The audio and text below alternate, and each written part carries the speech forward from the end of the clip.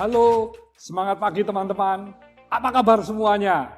Tetap sehat dan tetap semangat, oke? Semua orang pasti pernah mengalami struggle. Bahkan Kolonel Arnold Sanders pun pernah gagal sebanyak 1007 kali ketika ia menawarkan resep ayam goreng miliknya ya. Tapi yang membedakan adalah Kolonel Sanders tidak menyerah dan terus berjuang sampai akhirnya kita ketahui KFC adalah gerai ayam goreng yang sukses luar biasa di dunia. Dari pengalaman tersebut kita belajar jangan takut untuk gagal ya, dan pantang menyerah, karena semua kesuksesan yang Anda lihat saat ini pasti melalui proses kegagalan demi kegagalan sampai menuju kesuksesan. Karena itu, kali ini saya ingin bercerita tentang perjuangan saya dalam mencapai titik sampai saat ini ya. Tentu itu semua tidak mudah. Saya telah mengalami banyak sekali perjuangan demi perjuangan yang bisa membentuk saya menjadi saat seperti ini. Di usia 5 tahun, saya sudah mulai diajarkan oleh papa mama saya untuk berinvestasi di toko kelontong milik mama, yaitu Toko 87 di Jalan Kebalen nomor 87 Malang ya. Jadi di awal itu saya mendapatkan angpau ya di waktu Imlek, dan karena masih usia 5 tahun, mama saya menawarkan bagaimana kalau uang angpau itu diinvestasikan untuk membeli terigu. Wah, saya tanya kenapa? Oh, ini harganya bisa naik. Wow, kalau menaik luar biasa. Oke, mau.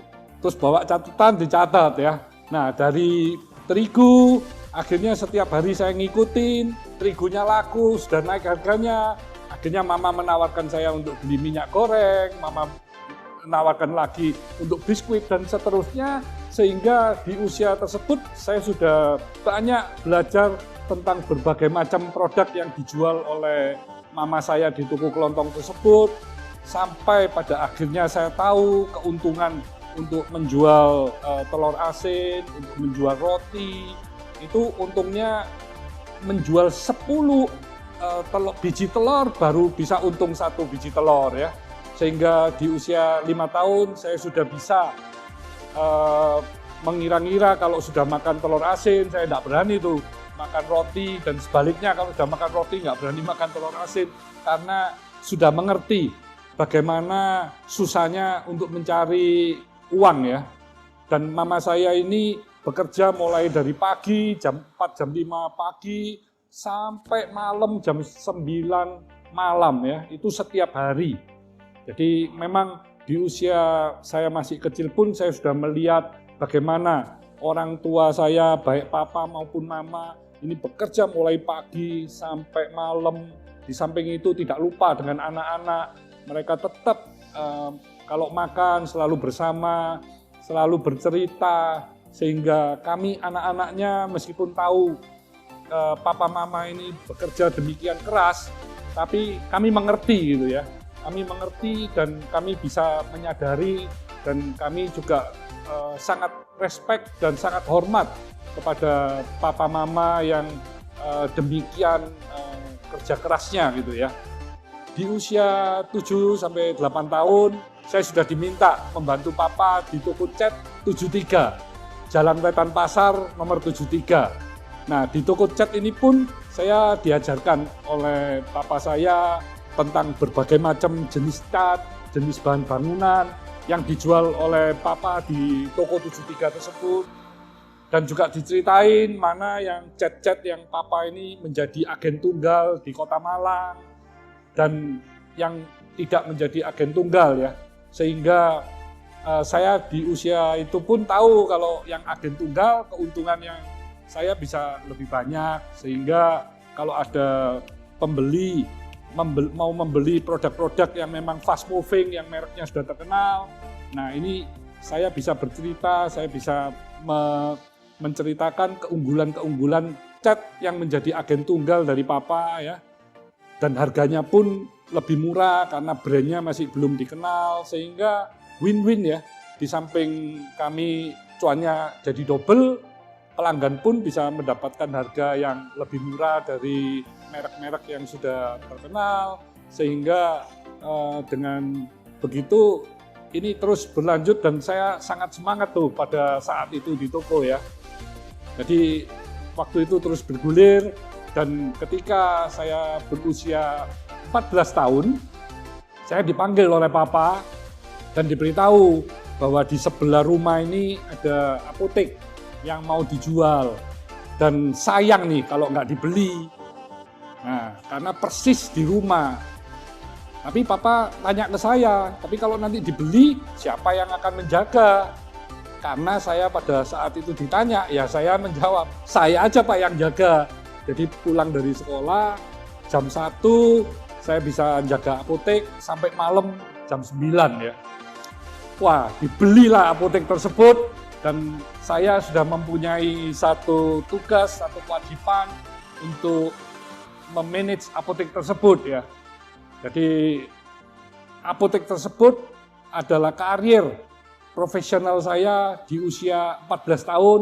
Jadi saya sudah bisa membagi waktu bagaimana saya bersekolah, saya bekerja, dan juga saya belajar di pagi harinya. Jadi itu awal karir saya yang menurut saya juga sangat berat karena di usia remaja saya sudah harus berkecimpung dan mempunyai satu tanggung jawab yang cukup besar ya. Nah, saya mau bercerita nih, apotek ini sangat sepi ya. Jadi satu hari itu hanya 1 sampai 2 resep saja. Padahal karyawannya itu ada kurang lebih 15. Dan apotek tersebut sangat gelap, kumuh ya. Jadi kalau melihat kondisi apotek itu memang sangat menyedihkan ya. Jadi pantas kalau sehari itu cuma mendapatkan 1-2 pelanggan saja, di samping obat-obatnya itu juga tidak lengkap. Jadi kadang kalau obatnya ada pun sudah expired. Nah, itu adalah tantangan untuk bagaimana apotek tersebut supaya bisa ramai. Dan saat itu saya mempunyai mimpi, mempunyai visi bagaimana apotek yang bernama Apotek Airlangga itu bisa menjadi nomor 1 di Kota Malang. Nah, inilah yang membuat saya ini tetap positive thinking ya, bagaimana berpikir untuk supaya visi tadi bisa terwujud ya, bisa menjadi nomor 1 di bidangnya. Dan dari apotek itu pun akhirnya di Tankop Holding yang sekarang menjadi holding dari seluruh bisnis unit saya mempunyai visi kalau kami masuk di satu bidang usaha, kami harus bisa menjadi nomor 1 atau nomor 2 di bidang tersebut. Karena saya percaya bahwa mempunyai visi itu sangat penting ya, supaya kita ini tahu arah dan tujuan yang akan kita capai itu sampai di mana. Nah, dari apotek itu apa yang bisa saya lakukan? Yang pertama, saya mempunyai keinginan untuk mengetahui apotek-apotek yang laku di Kota Malang, yaitu ada 3 apotek. Itu apa yang mereka lakukan waktu melayani pelanggan, harganya berapa, keuntungannya berapa, dan berapa lama mereka melayani pelanggan-pelanggannya tersebut. Itu satu persatu saya datengin dan saya catat. Nah, dari situ baru saya membandingkan dengan kondisi apotek saya ini, bagaimana dari kekuatan kita ini supaya semakin banyak, weakness yang ada ini bisa menjadi kekuatan, dan opportunity bisa kami ambil ya. Nah, di saat itu weakness yang paling parah itu adalah obatnya tidak lengkap dan banyak yang expired. Sehingga saya rubah tuh menjadi satu kekuatan, yaitu kami bisa mengambil resep dan mengantar obatnya dengan gratis. Ini adalah servis pertama kali di Kota Malang. Saya cukup berinvestasi sepeda motor bekas waktu itu. Yang kedua mengenai harga. Nah, saya minta nih modal lagi ke papa saya. Bagaimana pembelian dari seluruh PBF itu saya kontanin. Nah, waktu itu kalau cash potongannya bisa 15-20%, itu saya berikan semua ke pelanggan-pelanggan kami. Sehingga harga kami itu paling murah di Kota Malang. Dan untuk yang obat-obat OTC, obat bebas, saya semuanya sama tuh dengan harga toko obat. Sehingga pelanggan-pelanggan yang datang ke apotek kami ya, itu melihat juga apoteknya sudah dicat semuanya warna putih, rak-raknya juga putih semua, sudah tampak sangat indah dan modern. Nah, sehingga mereka percaya, dan dari mouth to mouth apotek kami itu cepat sekali bisa berkembang, dan tidak sampai 1 tahun sudah rame sekali. Sampai saya ini tidak bisa duduk ya. Jadi ngelayanin pelanggan-pelanggan dari mulai sore sampai malam itu full non-stop ya. Jadi akhirnya apotek kami dalam waktu yang relatif singkat sudah bisa menjadi salah satu apotek yang paling ramai di Kota Malang ya. Nah, untuk detailnya nanti saya bagaimana mengembangkan apotek tersebut akan kita bahas di YouTube selanjutnya ya. Jadi singkat cerita, setelah kurang lebih 6 tahun mengelola apotek, saya mulai to the next level ya. Jadi tepatnya pada Desember tahun 1982, Papa meminta saya untuk ikut membantu dalam mengembangkan pabrik cat Avian. Saat itu Papa mengatakan, kalau apotek ini kalau mau besar itu ada batasnya ya. Tapi kalau pabrik itu dikembangkan tanpa batas.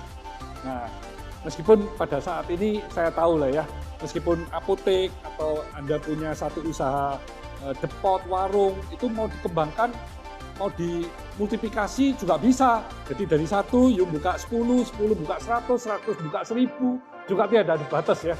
Jadi bisnis apapun bisa dikembangkan ya, tergantung dari keinginan atau visi dari kita itu kemana. Nah, kembali ke Avian, Papa sendiri itu mulai aktif mengelola Avian itu tepat pada tanggal 1 November 1978 ya. Dengan 18 karyawan. Jadi Avian itu masih home industry, dan masuk di 1 November tahun 1978 itu pun adalah kenop. Jadi kenop itu adalah devaluasi, yang mana mata uang rupiah itu turun sangat banyak, dan itu adalah tantangan pertama bagi papa saya ya. Itu sangat berat sekali pada saat-saat di awal tahun papa saya mengelola Avian ini. Jadi saya masih ingat juga pada saat tahun Desember tahun 1982 pertama kali bergabung di Avian, saya tanya dengan papa nih, mimpi papa ini Avian ini mau menjadi apa? Dengan mantap papa menjawab, papa ingin Avian menjadi pabrik cat yang terbesar di Indonesia. Wow, saya sambil melihat di sekeliling pabrik ya, ini masih terlihat sawah ya, banyak yang belum ada pagar. Jadi darah muda saya ini bergelora. Yes, kita pasti bisa mewujudkannya ya. Jadi pada saat tahun 82 itu pun Avian masih sangat tradisional ya. Bahkan mencampur warna cat itu masih memakai dayung dari kayu ya. Dengan pabrik yang sangat sederhana, nggak ada SOP. Bahkan yang saya heran, pada saat saya gabung itu pun belum memiliki laboratorium QC dan R&D. Jadi pertama kali bergabung di Avian, saya minta izin nih kepada Papa. Pak, bagaimana kalau saya mendirikan laboratorium QC dan R&D dengan merekrut beberapa kemis? Wow, Papa langsung menyetujuinya, dan saya juga langsung mempersiapkan nih gudang kemasan yang di lantai 2 dengan luas 6 kali 20 meter, saya sulap menjadi laboratorium pertama Avian. Karena saya yakin ya, untuk mencapai visi dari Avian, kita harus mempunyai lab QC dan R&D. Karena lab QC ini sangat penting untuk menciptakan produk-produk terbaik dengan kualitas yang konsisten. Dan untuk R&D-nya itu juga penting sekali untuk mengeluarkan produk-produk yang dibutuhkan masyarakat pada saat itu. Jadi saya waktu merintis karir ini memang tidak mudah ya. Apalagi kalau saya merintisnya di usia dini ya, pasti susah. Saya pun mengalami di saat saya berusia 20 tahun, banyak orang dari Avian yang sudah senior, yang waktu itu masih menganggap saya anak remaja yang masih hijau dan belum mengerti dari dunia kerja ya. Apalagi saat itu saya juga tidak paham benar mengenai dunia cat ya. Tapi saya ini terus bertanya ya. Setiap hari, setiap saat saya bertanya dan terus belajar. Baik dari para teknisi, dari para supplier dalam dan luar negeri. Sehingga dalam waktu yang relatif singkat, saya sudah paham mengenai jenis-jenis cat ya, seluk-beluk dunia cat. Dan saya terus juga dengan cepat mencari terobosan-terobosan dan mencari solusi yang terbaik untuk mengembangkan perusahaan cat Avian ini. Jadi bisa dikatakan saat bekerja di tahun 1983 itu, saya juga masih serabutan, mulai mengurus bagian pembelian, mengurus produksi, lab, juga menjalin hubungan dengan para agen dan pelanggan Avian. Sehingga saya banyak mendapat pelajaran-pelajaran dan informasi yang sangat berharga. Misalnya saat saya keliling ke toko cat, saya bisa langsung tanya kepada owner toko itu untuk mencari apa saran-saran dari mereka, apa yang mesti bisa kami perbaiki. Nah, dari situ saya bisa mendapatkan feedback-feedback yang sangat berguna bagi saya untuk mendapatkan sebuah ide ya. Nah, tentunya membuat produk-produk baru yang sesuai dengan keinginan pelanggan pada saat itu. Nah, untuk mempercepat proses pertumbuhan Avian, kami juga mengontrak beberapa expatriate yang pakar tentang cat ya, yaitu ada yang dari Denmark, ada yang dari Amerika, untuk saya beri beberapa proyek cat baru di Avian. Jadi pertumbuhan dari pengembangan Avian ini sangat cepat. Kami berhasil menciptakan beberapa inovasi dan beberapa produk baru.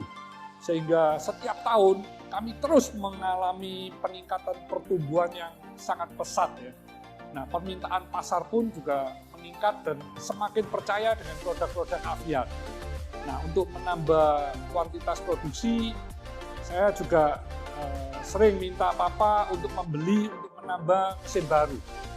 Nah, uniknya ketika saya minta izin kepada Papa untuk beli mesin baru, Papa tanya, belinya mau berapa? Mau beli 3 unit mesin, Pak. Papa itu bukannya menolak atau iya, tapi tanyanya selalu, kenapa kok beli 3? Kenapa nggak beli 6 sekalian? Gitu. Jadi Papa itu begitu besar kepercayaan kepada saya dan juga selalu mensupport ya. Maunya itu lebih cepat lagi, bagaimana bisa 2 kali, 3 kali lipat gitu. Sehingga Avian ini memang pertumbuhannya itu double digit setiap tahunnya ya. Jadi yuk bayangin pertumbuhannya itu tiada henti selama lebih kurang 40 tahun ya. Sehingga Avian ini saat ini menjadi perusahaan cat lokal ya yang terbesar di Indonesia. Bahkan saat ini Avian telah memiliki laboratorium yang peralatannya berteknologi sangat modern ya. Semua penerangan juga menggunakan solar cell. Kami menamakan laboratorium 5 lantai dengan luas 5.000 meter persegi tersebut dengan Avian Innovation Center. Ini adalah salah satu laboratorium cat R&D yang terbesar di Indonesia. Nah, dari sini hal yang dapat kita pelajari adalah bahwa setiap orang pasti mengalami berbagai permasalahan dalam memulai karirnya. Bahkan saya waktu di Avian pun yang memulai kerja dari perusahaan yang sangat kecil, ya Avian mulai dari industri, lalu bisa terus bertumbuh, bersaing dengan perusahaan-perusahaan global, sehingga saat ini bisa menjadi salah satu perusahaan cat yang terbesar di Indonesia. Jadi teruslah kita menikmati proses demi proses, ya, jangan menyerah dan terus berjuang dalam meraih apa yang kita sudah cita-citakan. Karena benang merah setiap orang sukses itu sama, yaitu berani bermimpi besar, berani terus belajar, berani mengambil resiko, berani keluar dari comfort zone, dan berani memulai action untuk mencapai mimpinya. Karena dengan berani, kita bisa berkembang menjadi pribadi yang lebih baik. Yuk teman-teman, mulai sekarang kita ubah mindset kita menjadi mindset positif, kita supaya lebih berani agar kita bisa berkembang menjadi entrepreneur yang sukses. Jadi bagi teman-teman yang mempunyai cerita menarik tentang bagaimana kalian memulai karir, mungkin bisa di-share di kolom komentar agar ada diskusi positif yang menarik di kolom komentar. Siapa tahu hasil dari diskusi ini bisa menjadi insight bagi kita untuk semakin maju dan berkembang dalam karir. Saya Hermanto Tanoko, salam bahagia, sehat, dan sukses untuk kita semua.